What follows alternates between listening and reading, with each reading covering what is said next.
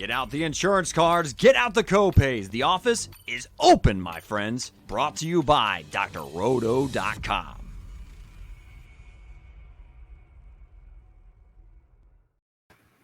What is up, and welcome in. We are the One and Done Show. We are your fast break of college basketball information. I am your host, Eric Romoff. You can catch me on those Twitter streets at FantasyNav. You can do your part in this enterprise. Scroll on over, hit those like and subscribe buttons, and he is making himself plenty comfortable in the winner's circle. He has taken down the Big Jam twice since the last time we were here. He is MC Holland34 on Twitter. He is Mr. Mike Holland. Mike, welcome in. How you feeling after those big wins? How you feeling about this big Tuesday slate? Yeah, I feel great. I had the one on New Year's Eve, taking down 2K to first, so that was a nice end to 2022, and then I went back to back, which was pretty fun, man. That was $1,000, so yeah, cool little $3,000 in the pocket never hurts, right, to start the new year out. But yeah, it was fun slates. Just trying to piece it all together, and now here we are again. Didn't have a great night tonight, but looking to get back at it for this Tuesday night slate. Yeah, definitely an awesome way to end the year. Even better way to ring in the new year. More of that to come. All of these plays were out there in the world. If you're following Mike, if you're following us at Green Screens Media, if you're subscribed here at Green Screens Media on YouTube, our guy Corey on the high five as well. So I'm seeing some green screens. Haven't quite gotten to that first place yet, but it's coming. All you really got to do, follow Mike, MC Holland34 on Twitter, subscribe here on YouTube. You too can get this bread. This slate that we're looking at for Tuesday, January the 3rd, is pretty interesting. You mentioned that we didn't have a whole lot of luck tonight. That's because there were several teams that were on the slate for the first time this year, right? And we're going to be dealing with a bit more of a known quantity as we head into this 2K slate. Big Jam is featuring a 2K to first prize, so definitely starting to walk up there as we turn the page into the new year. Of these 8 games, there are 3 that we're going to talk about tonight. There is one that absolutely jumps off the page. That is the Marquette Golden Eagles heading over to St. John's to face off against the Red Storm, 2 of the fastest tempoed programs in the country. This one's carrying a 157-point total, 88-77 in favor of Marquette. So we'll start there with Marquette. These Golden Eagles are 11-4 on the season, 9th in offensive efficiency, 71st in defensive efficiency, and like I mentioned, 82nd in tempo. So playing really, really well on the offensive side, moving the ball quickly. What do you like about the Golden Eagles, Mike? Yeah, I mean, you have to love this game. This is the game to stack, right? Now, there's a chance, kind of talked pre-show, going under, but I mean, even if this game goes under by 4 or 5 points, it's still going to be plenty of fantasy points to go around. I mean, look at some of these totals, right? The next closest on Ken Palm is 136 points. So you're talking a 20-point difference in total with this game. So we're going to want 2x2s, 3x2s. You start stretching the 3x3s. That gets a little dicey, right? Just because it takes so many guys to get to 5x for that to happen. There's definitely a route to a 3x2, and I'll be playing a ton of 2x2s in this one. So, when you look at the Marquette side, the thing that I love is that they're getting a price decrease coming into this matchup, right? So this is obviously projected to be a game with a bunch of possessions in there. It starts with Oso Ighodaro. We've talked about him a lot. Feels like they're always on the slate whenever we do a show. So you guys have probably heard this before. But, with Ighodaro, right, like he just has slate smashing ability. Now he's 7,600. Now he's a little more inconsistent than probably what you'll find with the guards. And his usage rate and shot rate, I mean, they're not great. You would like it to be a little bit higher. But when he really gets it done is in the rebounds. He's really good getting assists for a big man, and he's just carrying a 7% block rate. So you look at some of his game logs, right? I mean, you carry a 16, but then you have a 43, drops down. There's a 28 in there, 46 again. Perfect for GPPs, right? So he's someone that I'm looking at pretty heavily, although he's going to have a tough matchup on the other side with Soriano. So I'm not going to go bonkers on my exposure to him because Soriano, he's a load and is a monster on the glass. And, man, he's just been so great this year. So who I'm really keen on are going to be the guards, right? Like Cam Jones, Tyler Kolek. That game against Providence featured about a week ago now, featured kind of the same type of pace, right? And both of those guys smashed. So now you look at it, and Cam Jones is 7,200. he's a kind of a guy that's more of almost a cash type play, but then in some of these high paced environments, like he can get up into the high 30s, get you close to 40, and obviously at 7,200, that's smash spot. Carries the highest shot rate on the team. It's 27%. Chip in some assists, chip in some steals, but he's really got to score to get it done. Whereas Tyler Kolek, who is $100 cheaper, he's got a little more ways to get there, but he's got to knock down some of his shots because he only carries a 16% shot rate. So, he's got to shoot at a high clip and make his shots to really have a ceiling type game. But when you combine that with a 37% assist rate, 3% steal rate, he can grab some rebounds. He's a guy that almost a cash type play again, usually in the high 20s, but every now and then these type of environments will bust out for a 40, even a 50 spot. So really looking at those two guys, potentially as like core type plays, really leaning towards Cam Jones. We have to look at it like it depends on who Posh Alexander is going to guard. Probably going to be on Kolek because he's more of a playmaker. They're probably going to shut him down. But if Cam Jones gets it going, we can see Posh switch over to him.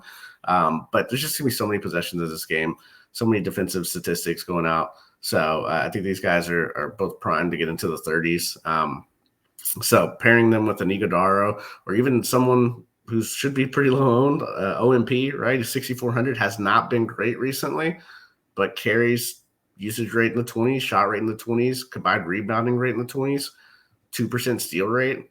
And now you get him at 6,400. He hasn't been in the 30s since his nice little run was like 3 weeks ago or so. So, not a lot of people are going to play him, but he's definitely a way to get into this game environment. And really the guy that sticks out, right? And I think I don't know, man. The college basketball is kind of tough, right? Because we don't really have ownership projections. But Stevie Mitchell, the last two games, man, this guy's been cooking it up at 4,300. Specifically, the last game we went for 34 fantasy points. Now the rates aren't great, right? That was more of a out of nowhere type game.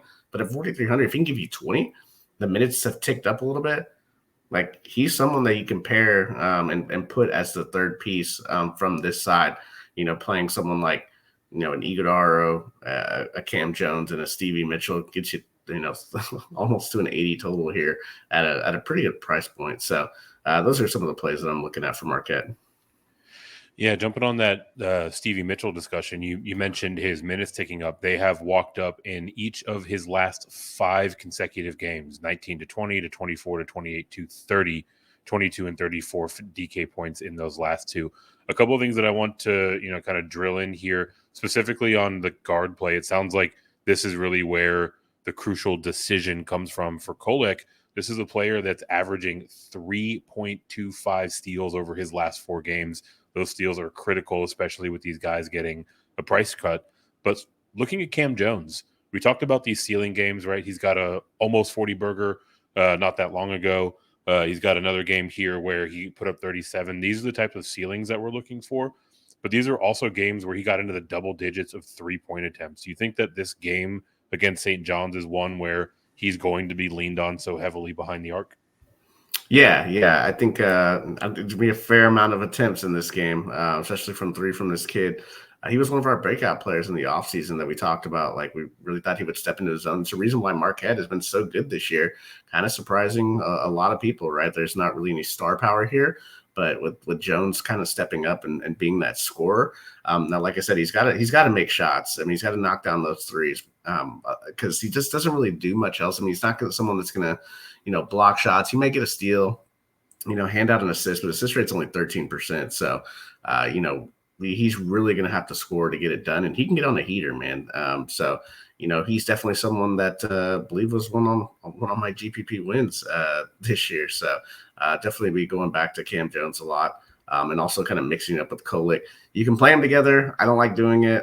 Playing the 2 forwards together, you can do it. I don't like doing it, but there's a path to it. We did it against the Providence in that Providence game. They both went off, so they can definitely do it together. But just I always like going with the guard forward combinations. So being that it sounds like at minimum we're going to have at least 2 players from this side of the game, who are your 2 favorite to play together?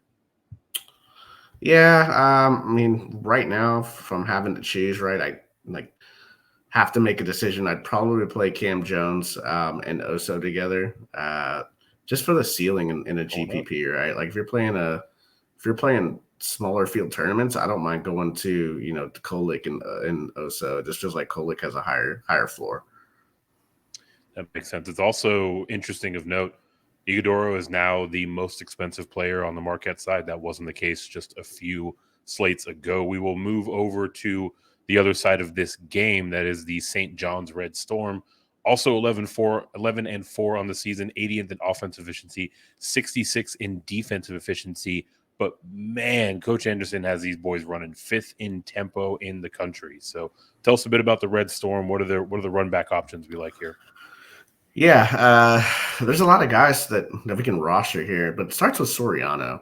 The guy's just a beast, right? Like, you just have to play him. He's been on, I think, 2 of my 3 GPP wins. He's just going to get you 40, and at 9,300, like, you'll take a 42, which he's had a 43, 44, a 40 in the last out of 5 games, right?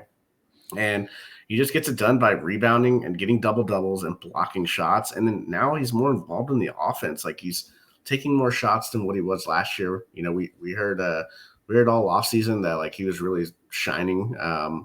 He's been a big factor for their 11-4 start. He's going to have to be really good for them to continue to rack up wins in Big East play. So I'm not afraid of the price tag. We'll see in this slate that there's a lot of value, a lot of lower mid-tier plays that you can easily get to Soriano.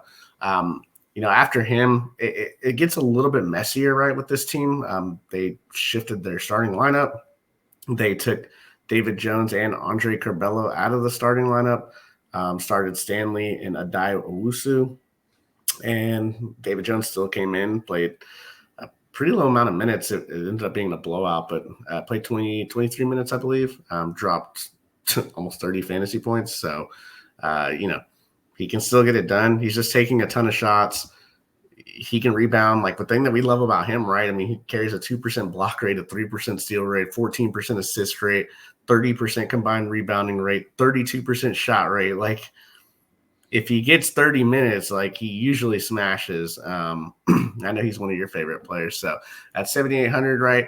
I worry about his role. I don't really know what Mike Anderson was doing last game, but he needs to be on the floor for this team to be able to, stretch the floor. If you're going to play Curbelo and Posh, some of these guys, like, you got to have some shooting too. So he's a floor spacer for him. So I have a lot of interest in him because we've seen him put up 50 recently within the last 5 games. So definitely going to have a fair share of Jones.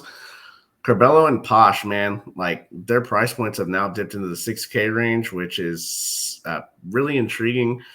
With Curbelo, right, you know what you're going to kind of get. It's going to be, kind of a run and gun style, 30% assist rate. Like, he can rack up some steals for you.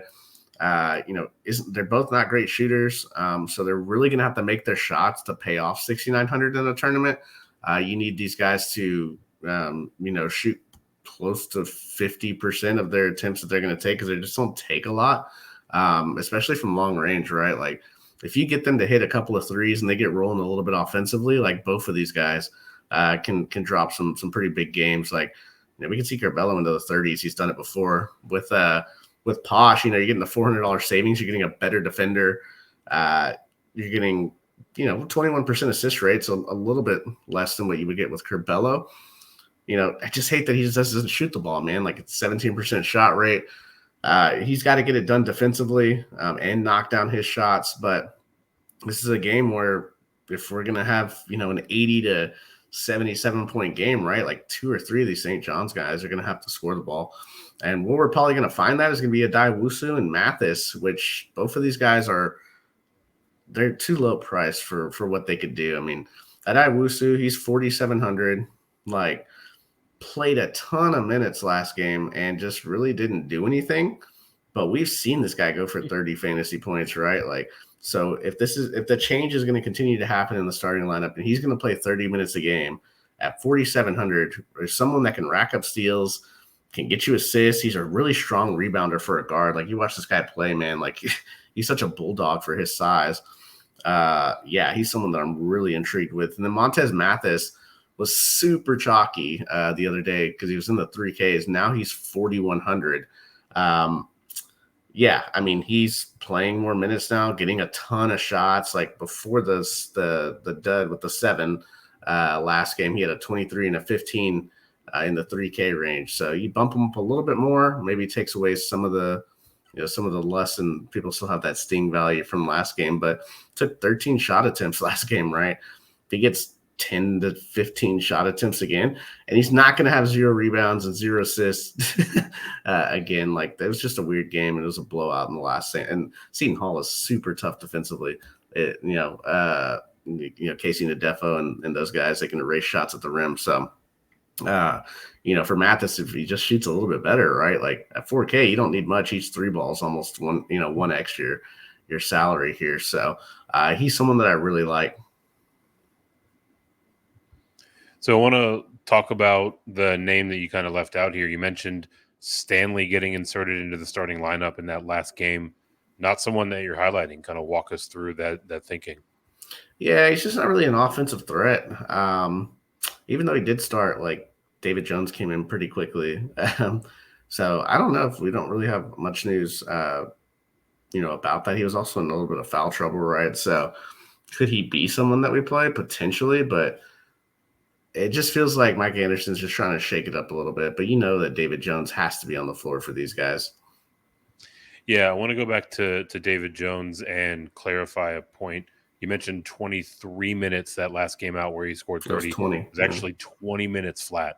So, his ability to get it done, even on slightly reduced minutes is still right there. Do you think that, at essentially 8K, coming off of a bit of a lower performance, do you think that's going to draw David Jones' ownership down, or do you think that he's going to be one of the more popular players on the slate, just given the game environment? Yeah, I think he's going to be pretty popular because people are still going to, game log watching. We know if you've been playing college basketball, right? We know what David Jones can do. He's someone that can give you a 50, which he just did a few nights ago. Was just in the 40s and hit 30. Like, the guy's over a fantasy. You just got to get the minutes. So, someone that I'm looking to target. But as far as my favorite guys, I'm really going to be figuring out how to try to get Soriano in there, and then just kind of balancing my exposure between Curbelo and Posh, and then using Mathis and the Diawusu in a lot of my for my value pieces. Do you think there's one guy of this lot that maybe offers a bit more leverage on the field than the rest? I think Posh. I feel like maybe his price gets him going, but like, it's kind of tough to see the ceiling. We know that he can get into the 30s. We just haven't seen it in a long time. So, I feel like he's probably going to be the lowest. So Curbelo too. I don't think people are going to play these guys. This is what happens, right? Like, this is exactly what happened on the GPP that I won on Saturday. We had Alamir Dawes. I got him at 0.99%. Playing St. John's in this up and down game. He goes for like 33 fantasy points. Because look, here's the deal, right? Like, a couple of these guys on either side are just going to go nuts. It's just piecing it together and who you can have on the run backs.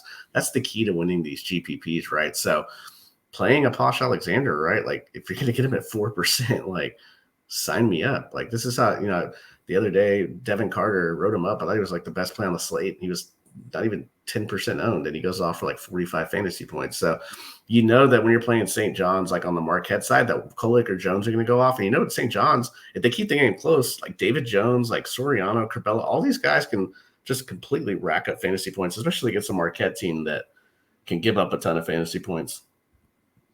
Yeah, for sure. With Curbelo, you mentioned how important it is for him to hit his 3 balls. Looking through his game log, the last time he hit more than 1 3, he went 3 for 3, put up 43.25 points on DraftKings, right? So he sees a couple going from deep, especially early, kind of gets into that rhythm. It can definitely be a big night. If you're checking in on YouTube, we want to hear from you from this game between Marquette and St. John's.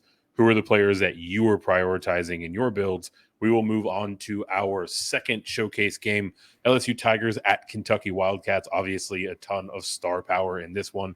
Looking at a 136-point implied total, 10-point spread. We will start with the underdogs here. That is the 12-1 LSU Tigers, 102nd in offensive efficiency, 58 in defensive efficiency, about middle of the road in tempo.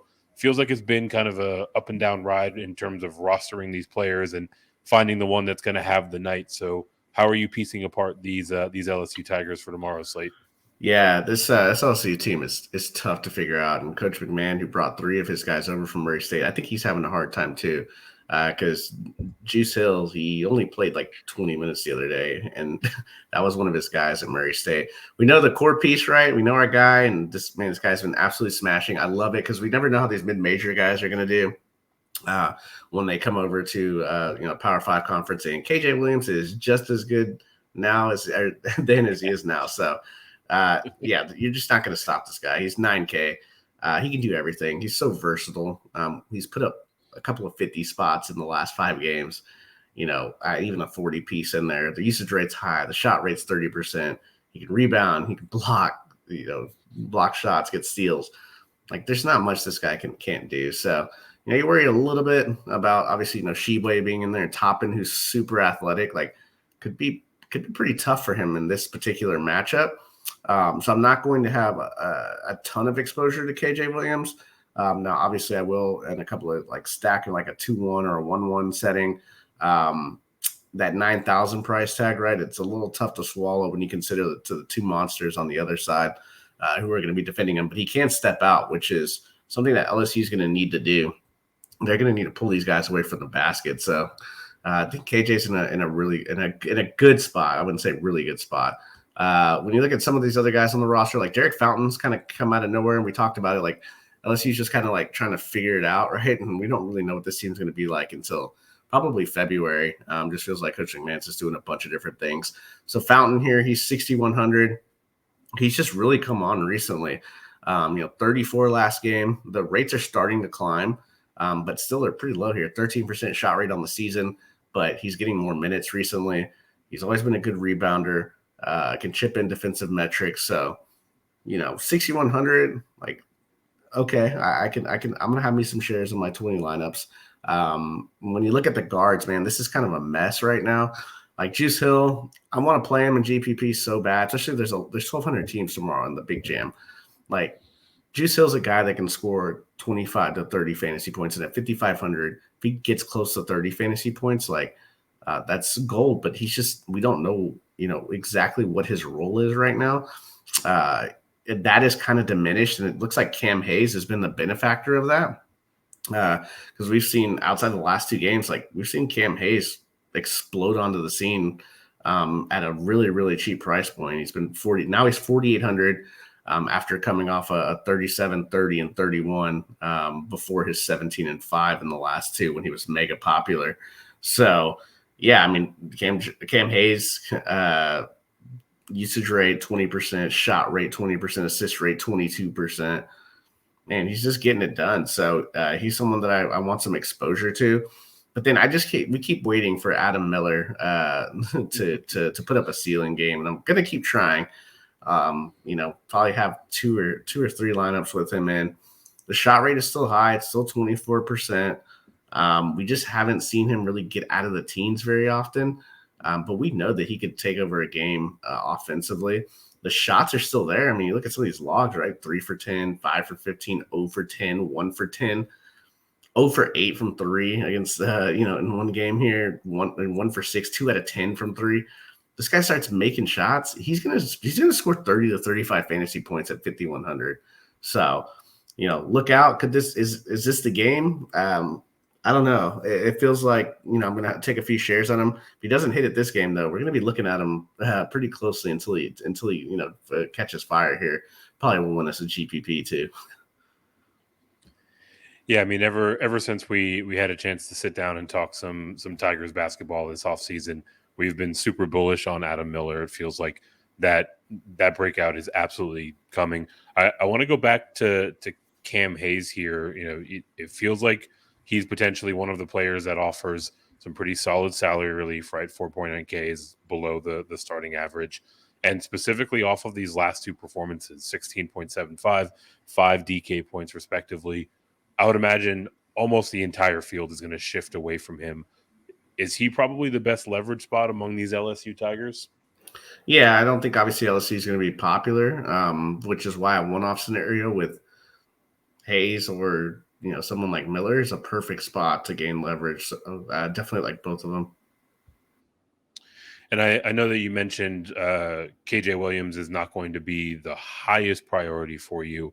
Is it basically a decision between he and Soriano, or are there going to be any builds where you're playing those two together? Yeah, I mean, I think you could get there, but I'm gonna have a lot of Soriano, but he would be the pivot off of him, right? Like if you're playing, if you're playing Curbelo and Jones and you're fading Soriano, like going directly to KJ Williams feels like a solid bet there. Certainly does. We will go off to the other side of this game. Kentucky Wildcats 9-4 on the season. Not exactly the record that the Kentucky faithful are expecting, but they're playing a pretty solid brand of basketball. 17th on the offensive side, 30th on the defensive side. A little bit slower than maybe we're accustomed to, 241st in tempo. You mentioned the defensive prowess of some of these guys on the Wildcat side of the ball. We also have our price king here, Oscar Tshiebwe, at 10.4K. So a lot to talk about here for the Wildcats. Where do you want to start? I guess we start with Tshiebwe, right? Because that's where every slate starts. It's 10-4. I don't really know we need to say much about this guy other than play him, right? Like, he's just so good. Like, he's just a lock for a double-double. He's been staying out of foul trouble, like just absolutely smashing slates. I mean, doing everything: rebounds, blocks, steals, ridiculous amounts of rebounds, ridiculous amounts of 2-foot hook shots and dunks. And he's going to play. The thing about Kentucky, what I really like about them in this spot is that DJ Frederick's out. Cal is looking like he is shortening this rotation. You're going to have 4 guys on this team that are going to play 35-plus minutes. So Tshiebwe, obviously a priority here. There is value to get it done. We'll talk about a few more of those guys later on the show. Cason Wallace, man, he's been everything advertised as a true freshman, man. Like probably a one-and-done situation here. Really solid, 31 last game. Had a 52 burger a few nights ago. You'd like the rates on the usage to be a little bit higher and the shot rate to be higher, but a really quality assist rate and a really good defender. Like we was talking about, is probably the top high school prospect on the defensive side. And carries a 4% steal rate. Just going to play a pile of minutes along in the backcourt with Severe Wheeler. Severe Wheeler is, man, if Severe Wheeler could learn how to shoot, like I'd play him every night at this price point. But, it just kind of is what it is, right? Very solid when it comes to like a cash game. 20% usage rate, not a great shot rate. It's only 17%, but a 35% assist rate, 2% steal rate is going to play basically the entire game. If he could, knock down a couple more shots, and that's when you'll see the 30-point ceiling from him. And then obviously just got to limit the turnovers from this guy. So, he's someone that's definitely in play. More maybe a last man in, or if you're going for a game stack environment, think he can finally hit a 30-point ceiling. And then the last guy for Kentucky is Jacob Toppin. He's 5,800. 35 last game, was doing all kinds of major damage, and he just is all over the floor. It's Obi Toppin's brother. He's got a lot of spring in his legs there. So really nice usage rate, really good shot rate, and is a great rebounder. Even 11% assist rate for a big. These are the 4 guys that it's centered around. Now, obviously, their price points, right? It makes it really tough to stack. If you think this game goes over on their side, they're implied at 73. If you think they get to a 75 to 80, then I could see you could play Toppin and Tshiebwe together. I didn't last time out, and they actually both got there, right? 35 and 47. Wallace and Wheeler, a little bit tougher for stealing just due to their price points. So, I'm probably looking at a one-off scenario using Tshiebwe. I think I usually always just get to 50% because it's just like, you either just want half your lineups to be on him or half your lineups in case foul trouble or something like that. So I think that's where I'm at on him. Yeah, it would seem like it would almost be impossible to stack up this game, right? Your Kentucky stats have to start with Tshiebwe, and the next, or rather the lowest price option, is running him out there with Toppin, and he's still 5.8K, right? So it gets expensive. I want to show a little love to Cason Wallace. I know you were laying it on thick for the young man there. My dude's shooting 475 from 3-point. I mean, just absolutely draining it from outside. You mentioned the assist rate. dumping it down to a guy like Oscar Seaboy, someone who's going to be putting it through the hoop more often than not. Any kind of closing thoughts on how you might approach this game in particular? 1-1s, going just kind of last guy in on Yeah, either side. probably 1-1s, maybe last guy in. 50% Shibwe. When I'm not using Shibwe, I do like using one of the other guys. I think Shibwe, he's just kind of a beast, right? Takes away from others. So it's kind of tough to get another guy to go with him. It does happen. I like it to be a guard, but Toppin and him could dominate again. But yeah, I think for me with Kentucky, it's like Shibwe on half my lineups, and then just sprinkling in a mix of Wheeler here and there, Casey Wallace here and there, and a few Obi Toppins here and there. So Obi if you are Toppin, checking in, Jacob Toppin, yeah, we would happily still play Obi Toppin if he was on the slate. But yeah, Jacob exactly. Toppin is about as good as it gets in 2023, which is weird to say out loud. If you are checking in on YouTube, want to hear from you. Mike mentioned that all slates start with Oscar Shibwe. Want to know, are you paying up for the 10.4K? Mike is going about 50% exposure. We will move on to our third showcase game, Syracuse Orangemen at Louisville Cardinals. This one is also carrying a mid-130s total, 136 to be exact, 72-64. We'll start with the Orangemen, 9-5 on the season. Still trotting out that zone, 66 in offensive efficiency, 115th on the defensive side, middle of the road, a little bit worse than on tempo, 253rd. So pricing feels a little bit tricky on this one. Anything that kind of jumping off the page for you on the Syracuse side? Yeah, I like them for one-off settings. It's kind of like Kentucky, right? Like there's Jesse Edwards at 9,600. I don't know if I can get to him, but he's an absolute leverage spot away from Shibwe, KJ Williams, Soriano against a very, very, very bad Louisville team. Yeah, I just don't know, man. Like 12% block rate, like I don't know. I have to play him a few times out of 20, but yeah, I don't know. You tell me what you want to do with him. It feels like just a weird spot with all those other guys around him. So, what would you do with Jesse Edwards in this spot with the other three? Yeah, I think the consideration is really if you are maybe not max entering, but multi-entering to a good degree, right? You're going to need to have a few shares of him. If any of the other 9 or 10K guys turn in a high 20s, low 30s performance and Edwards goes off, you are instantly in the top 10 of the big jam or any tournament that you decide to play, right? So yeah, if you're going to have, multiple builds out there, Edwards has a place, to pivot off of those more popular top tier guys. But if you're playing, 1, 2, 3 lineups, might be someone that you just move away from because you're definitely looking at him as a leverage play. Yeah, exactly. So outside of him, it gets a little bit easier. This is probably my stone cold lock of the night, and it's going to be Judah Mintz. I don't know why he's 7,500. He should probably be in the 8K range now. 34, a 46, a 25, a 41, and a 43 in the last 5. Dynamic freshman, man. Like, I love watching this kid play. 28% usage rate, 28% shot rate, 27% assist rate, 4% steal rate. Going up against a terrible Louisville team. He is probably going to have a field day and get into the 40s again. So plug and play. I'm going to have to talk myself off of 15 out of 20.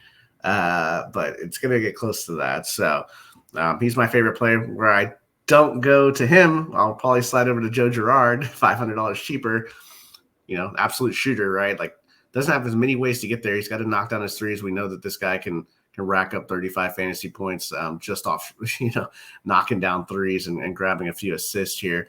But that's what he has to do. He has to shoot really, really well. Whereas someone like Mintz, it can get steals and, create assists and is more of a slasher driver. Gerard's more of a shooter, but I don't mind it. It feels like one of these two guys is going to go bonkers against this Louisville team. That's just kind of how it's been all year, right? Like one of these guys is going to have a field day. So I'm going to have a lot of exposure to the 2 guards there for Syracuse. And then if you want Benny Williams, he's 6,200. I don't know, man. Like I don't know if I want to play him. I know that he just came off a 42 piece, right? but for me, man, at 6,200, like I just don't know. Like that's a forward spot. Like I usually love the strategy of playing, five guards and three forwards, and the three forwards being like two of them being the high tier plays. And at 6,200, like it just feels like it's just kind of taking away, right? Opportunity cost here.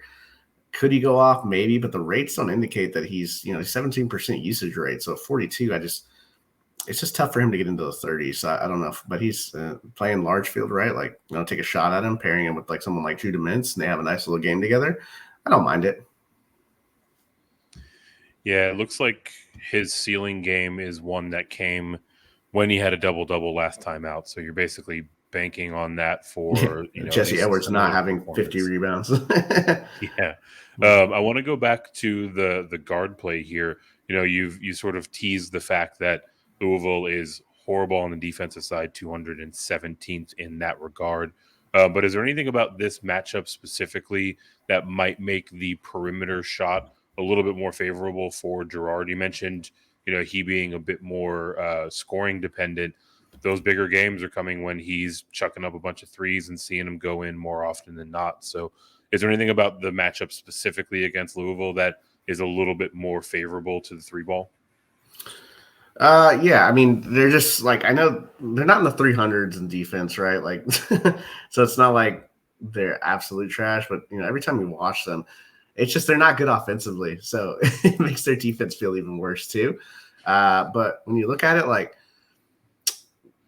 they are getting destroyed inside. So Jesse Edwards is someone that's really interesting. Like, they're 325th in the country in 2-point percentage. So that's why I like Mintz a little bit more, getting into the lane, creating assists, getting easy layups while knocking down threes. I just feel like Mintz's game. Girard, that's not to say Girard can't go off. I mean, they're 180th in opponent 3-point percentage. So, they're not terrible, but they're not great from there. So I think for me, it's just more of Mintz. He's just so good, man. Like, he just has so many more ways to get there. But Girard's a nice little leverage play because it feels like not a lot of people will play, or a lot of people are going to play Mintz and just kind of probably get Girard sub 8%. Yeah, you are reading my mind, right? Anytime, if you're new to the One and Done show, we appreciate you swinging through. Hit those like and subscribe buttons. Anytime Mike says a player is near an absolute lock, I immediately start sniffing around for leverage. So I was looking for a case to be made for Girard, but Mintz is certainly the far safer of the two options there. If we haven't built enough excitement for the Louisville Cardinals talking about their defensive woes, we'll shift that way now. They are actually worse on the offensive side, 307th offensively, 217, like I mentioned, on the defensive side, middle of the road in terms of tempo. So let's look at these Cardinals, Mike. Anything catching your eye on the Louisville side? Yeah, play L. Ellis. Like, he's 7,100. He has to play all 40 minutes. He's going to score in the 30s in fantasy points.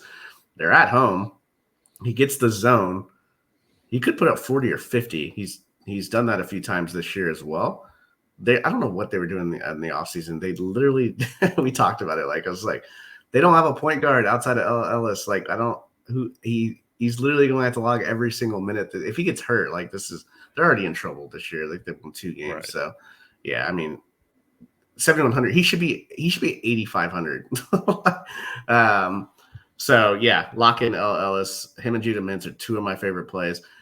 You have to like Louisville because they're playing the zone, man. Like, Syracuse is 115th in defensive efficiency.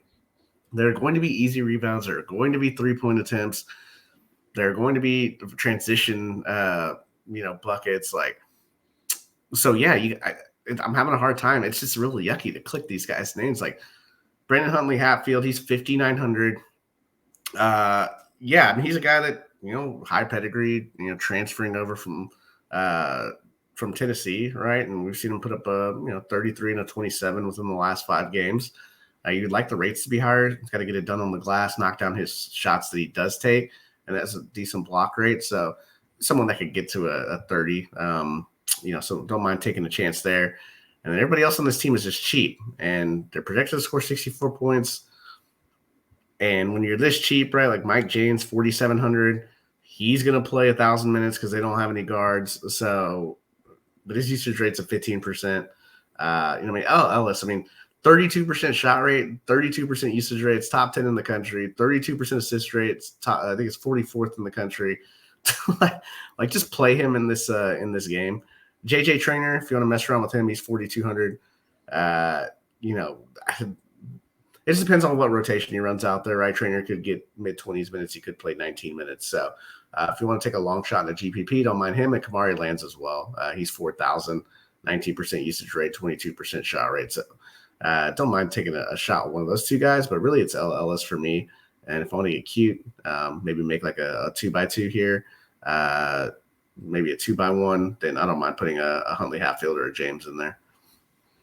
So you mentioned that is getting cute. Do you see yourself getting there at all?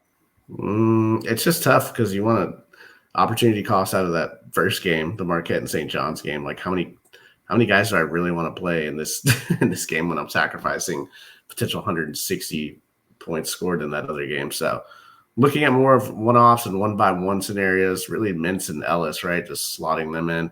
Makes it tough, though, because you play those two guys, you probably only get one of the bigs, out of the four bigs that are real viable. So, yeah, this is what's going to make this a fun slate.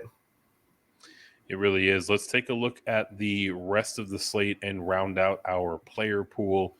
Plenty of games, plenty of well-established programs here available for us to choose from.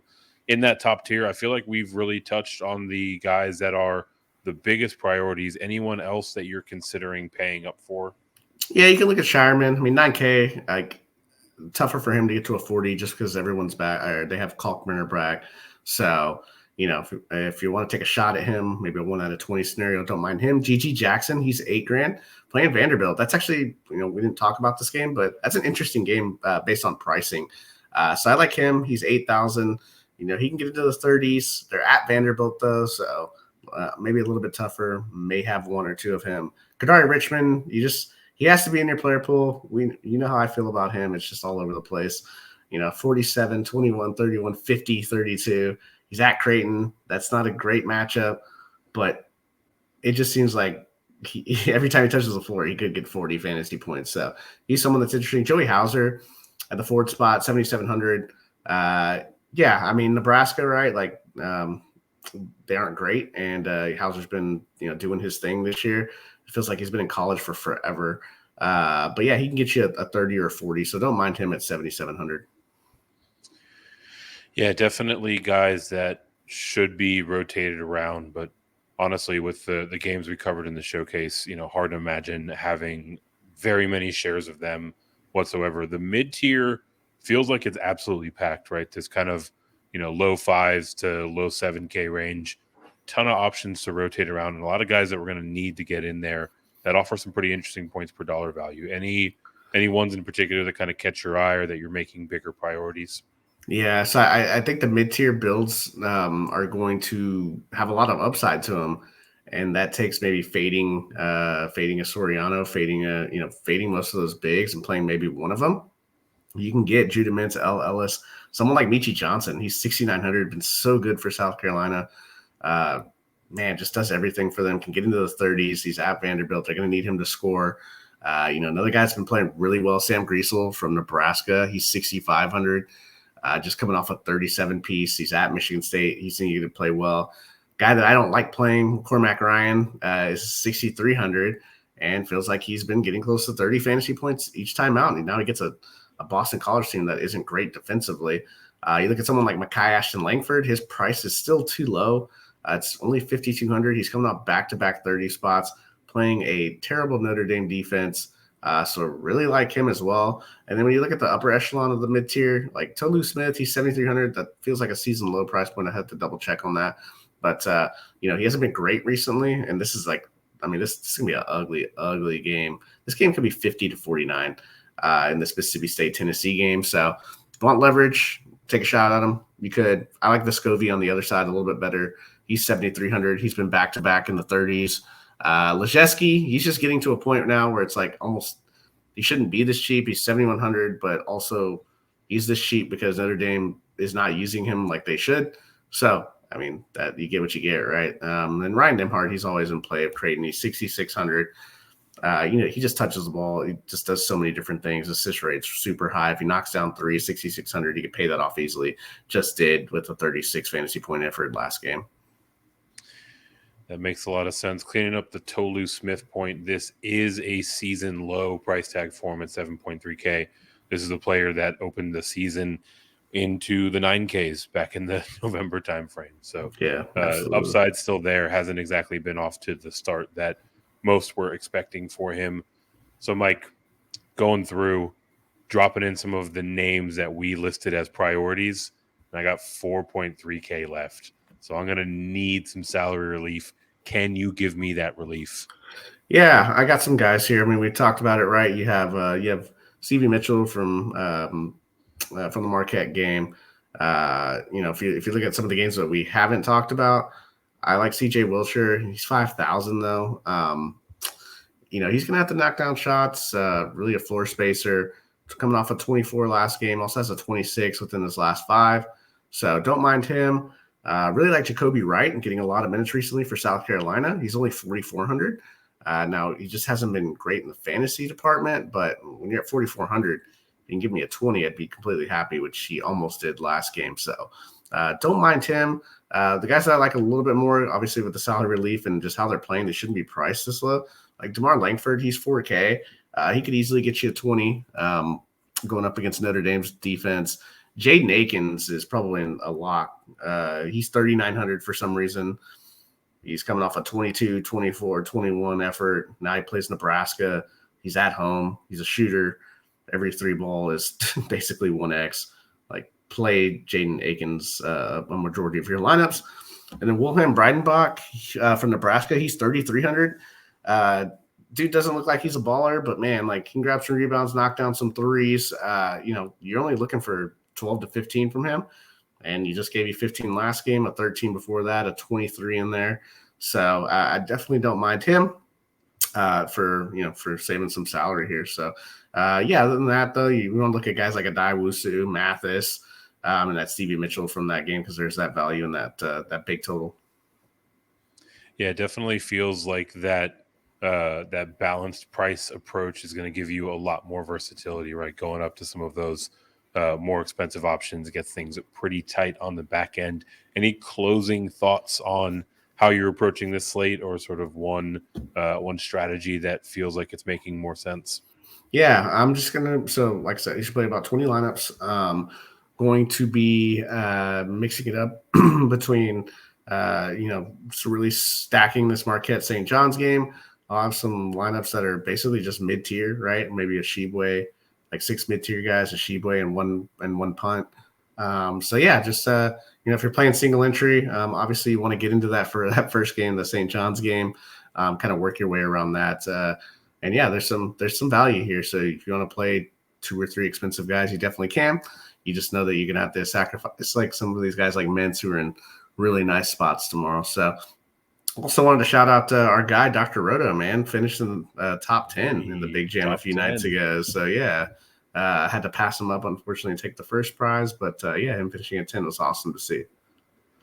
Yeah, it was awesome to see our guy finish in the top 10. And don't feel bad about passing him up. Literally every other player in that tournament ended up in your rearview mirror. So that is a small price to pay for shipping a large field GPP. If you want to ship a large field GPP, best thing for you to do is to get over to our friend Dr. Roto's website. It's drroto.com.